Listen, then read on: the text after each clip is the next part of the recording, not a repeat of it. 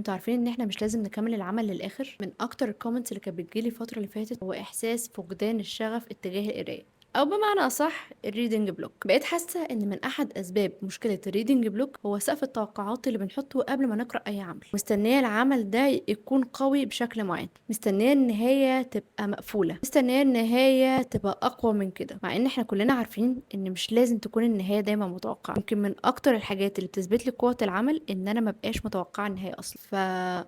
عادي نقرأ واحنا فاقدين الشغف، عادي نقرأ واحنا مش عايزين نقرأ اصلا. الموضوع مش عبارة عن تارجت احنا بنحققه ان احنا نقرأ كتابين 3 4 او ان احنا نقرأ اصلا. حاسس انك مش عايز تقرأ الفترة دي، ما تتعبش دماغك، ما تقرأش، سيب كل حاجة تيجي في وقتها.